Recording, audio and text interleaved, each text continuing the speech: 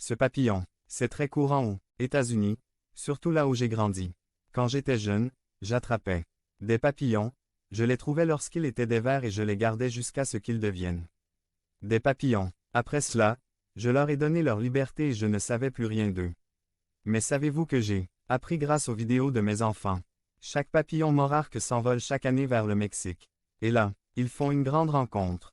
Regardez l'écran, c'est un grand mystère pour les hommes. Pourquoi font-ils ça? Et il y a un autre mystère.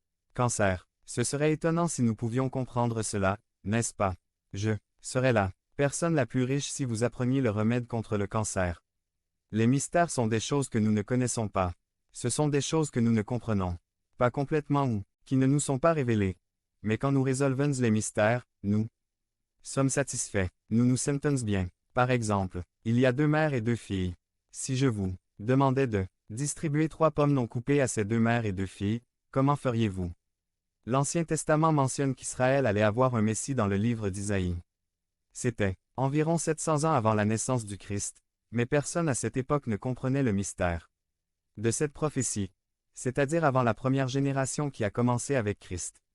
À partir de là, nous avons compris le mystère car il nous a été révélé par l'Esprit Saint. Comme le mentionne le texte, nous sommes les destinataires du mystère du Christ révélé à tous, les hommes par le Saint-Esprit.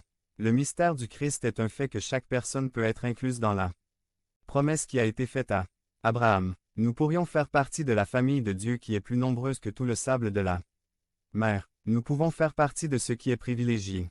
Soyons précis sur le mystère du Christ.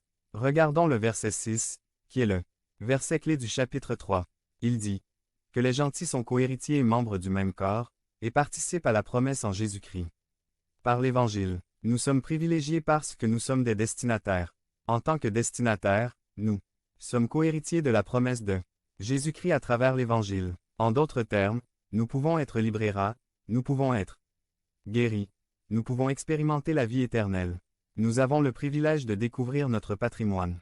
Nous parlons de notre identité en Christ. Une partie de notre identité en tant que chrétien réside dans le fait que nous sommes privilégiés. Vous réalisez que vous êtes les destinataires du mystère le plus courageux de toute l'histoire de l'humanité.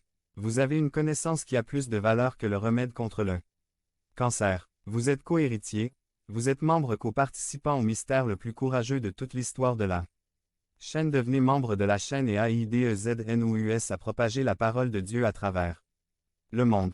Dimanche 17 mars 2024. Parlez à Dieu en 5 minutes. Description de la vidéo. Humanité. Votre façon de vivre reflète-t-elle ce fait? Yo. Avez-vous investi du temps